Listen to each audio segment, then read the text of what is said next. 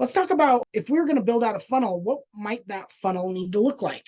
Day one, we're going to call if we've got the number, and we're going to maybe send what I would call a property packet. So that property packet is going to have my resume. Now, obviously not a traditional resume like I would if I was applying for a job, but a resume about me and my experience, not necessarily in real estate either. There might be some of you guys on here that are not super experienced in real estate, but what other areas can you pull from? Did you have a job in customer service? Did you manage people? Did you manage processes? Were you some sort of an analyst? Whatever that looks like. We can add those things in that still make us look good. We still know what we're talking about just because it's not real estate. And then the real estate stuff, you just have to get good at getting comfortable saying, you know what, I don't know that answer. Let me get it. Last week on the webinar, we were talking about how to talk to buyers and sellers, like how to get into deeper discussions. One of the things that was really beneficial or is really beneficial is getting good at saying, you know what, with the market changing as much as it has, I want to make sure I'm getting you the right information. Let me look into that and I'll get right back to you. As professionals, we're thinking, oh my gosh, it's going to make us look terrible. But really, people don't even notice. And when we get back to them with that information, we look great. So we'd love to have all of the answers, but that's probably not realistic. I have gotten good at saying, I don't have the answer, but I will get it for you. The market, with how quickly it's changing, I want to make sure I get you the right information. So let me look into that a little bit and I'll give you a call back. When's the best time to call you back? And then you call them back and all is good. So if you don't have all the answers, that's okay. If you don't have all the experience, that's okay. The resume, maybe we put some market stats in there. I've got a page that my agents use. We'll just call it services offered. So it's like a checklist of what we do versus what an average agent does, kind of lines it up and has a little check mark. So it's easy to see all the benefits of working with us and all the things we do. So that's day one. I'll send out. So then maybe day 5, I'm going to do another call. And then day 5, maybe I'm going to send a video script. Video script might just be like, hey, I just want to put a face with a name so that you know a little bit more about me. You can see the person that's been calling you or sending you text messages or mailing stuff to you. So that gives them a couple days so they can get that packet. We want to make sure we send it to the mailing address. Maybe we just send it to both the property address and the mailing address so that we make sure they got it. It doesn't matter. Let's say on day 10, and I'm just kind of making this up as I go, but this is the idea. Obviously, we got a call. I love calling, but maybe we mail a postcard that has some sort of call to action. If you're looking for a free home valuation, I'd love to get you some information on that. Now, if we don't want to do a postcard, we don't have to do a postcard. We could do a letter. The reason I like postcards is they don't have to open it. They can look at it. And a lot of times they're looking at it and they're throwing it away, right? So that's why we're following up a lot. You know, we're not just doing it once or twice. So then maybe we do day 20, we hit them again. Or maybe we do day 15 or whatever.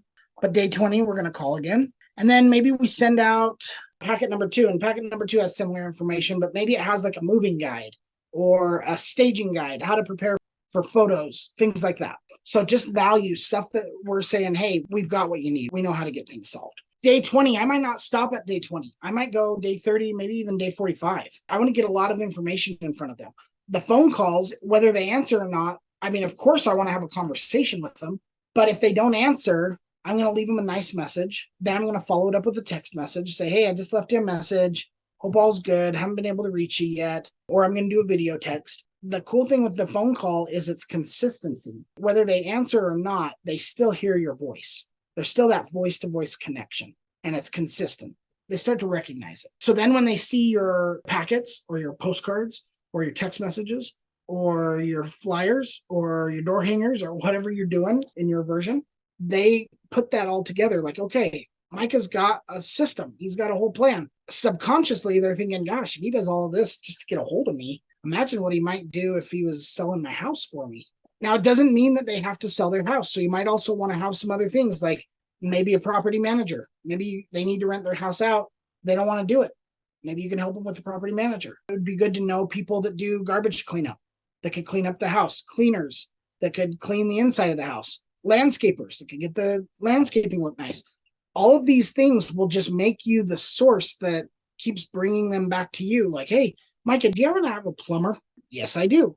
And then if I don't have a plumber, I'm quickly finding a plumber. There's a number of different ways. Like our brokerage has a Facebook page. So you can go on the Facebook page and say, does anybody know a good plumber? I can get a referral that way, or you can go on Angie's list or something like that. A lot of different places that you can get this information, but I love being that source. I love being the person that they go to. Now, I'm going to say I haven't used this person personally, but they were referred to me, and I looked them up online. They look pretty good. So be honest about it. Don't say, oh yeah, I've used these guys for years, because if anything goes wrong, we don't want it to look bad. But anyway, that's kind of the idea. If we build out that funnel, that process, I call it a funnel because just funnels those leads down to you, right? So it's all about building and maintaining relationships.